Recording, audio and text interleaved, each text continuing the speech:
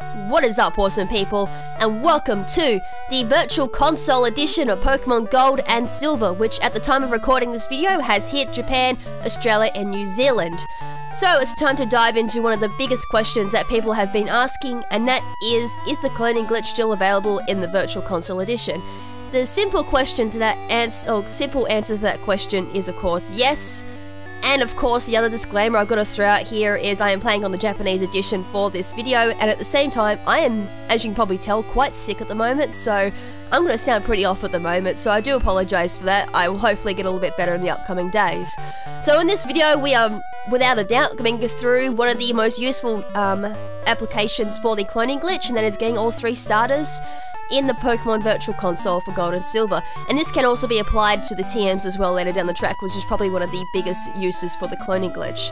To begin this glitch, play through the game as per normal, name your trainer, go speak to your mum and pick up the Pokegear, and head to Professor Elm's Pokemon Laboratory to pick up your first Pokemon. However, before picking up your first Pokemon, it is highly suggested to save your game right here, as the glitch will not work without saving here, and at the same time, if you do fail the cloning glitch at any point, you can revert back to this point without having to replay the whole entire intro. Once you've got your first Pokemon, and in my case it's Chikorita, can be any of the starter Pokemon, continue to talk to Professor Elm, and then make your way to Mr. Pokemon's house to continue the quest.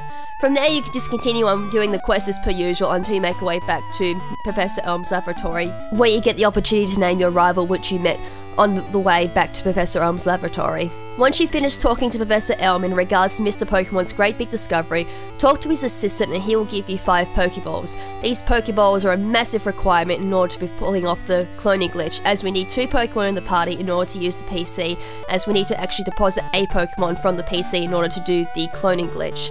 So head west into Route 29 and make your way to a wild Pokemon encounter.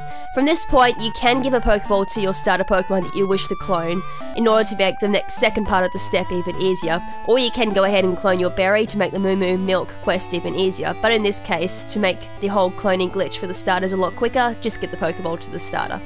It is suggested to go find yourself a level 2 Pokemon, as it is easier to catch, and especially when you second time round in the step, you will only have 1 Pokeball to use, so I do suggest each time going up against level 2 Pokemon. So at this point I just caught myself a Rattata, which I will be using for fodder. And it doesn't really matter what you catch, because as I said, it'll be just complete fodder that will just go to waste once you actually do the cloning method. So head to the PC at the Pokemon Center in Cherry Grove, deposit the Chikorita, head to the change box option, not the move Pokemon option.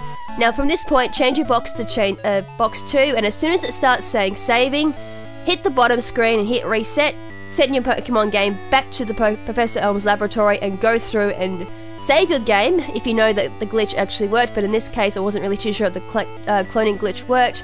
Pick up your next Pokemon and then head back to Cherry Grove City to make sure that the cloning glitch actually did work and you have the Pokemon that you first picked up in the PC. If you are successful in that first step, you will find that your starter Pokemon is in the PC.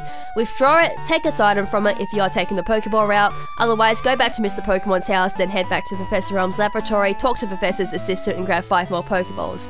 Otherwise, take the Pokeball, head back into the wild at Route 29 and find yourself a level 2 Pokemon, catch it, and then head back to the Cherry Grove Pokemon Center. If you do unsuccessfully catch a Pokemon with the Pokeball, you can head back to Mr. Pokemon's house and then proceed to do it that way, go back to Professor's assistant, grab some more Pokeballs, or you can do a soft reset and reset your game entirely, then redo that step again, since you would have saved anyways and still everything would be intact in regards to the Pokemon in the PC back at Cherry Grove.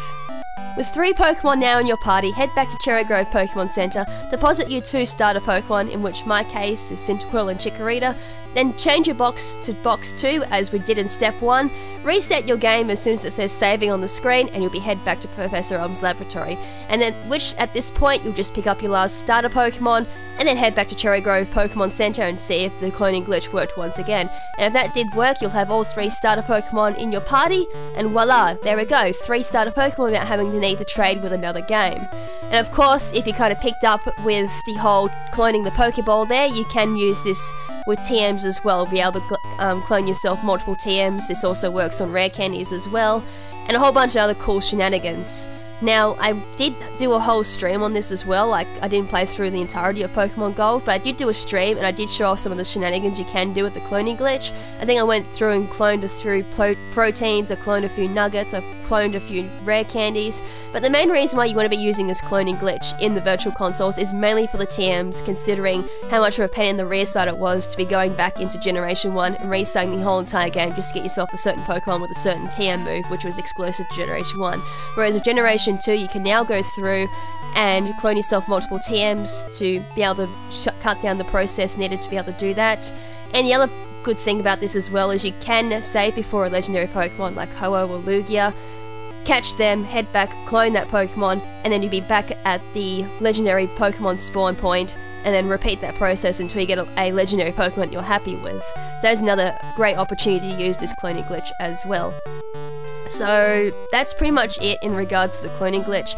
There isn't really much else we can do in regards to research to whether or not the Pokemon will transfer through to Pokebank to the actual Ultra Sun and Moon games, as the Poke Transporter does not work yet until Ultra Sun and Moon comes out, so I can't answer that question. But in regards to the main question of does cloning glitch still work in Generation 2 Virtual Console, it indeed does. So hopefully that explains how to do the cloning glitch. I also did do a video originally on this already in regards to the cloning glitch on how to get all 3 starter Pokemon, which actually does explain this process a lot better and a lot clearer, and actually explains why things actually happen. So I'll leave a link to that as well if you want to go check that out. And believe me, it is a lot better than this actual video, and it should make more sense than what this quick, sickly video put together. But anyways guys, hope you guys enjoyed this, and I hope you guys also enjoyed the Virtual Console for Generation 2 when it does finally come out for the US region and for Europeans as well.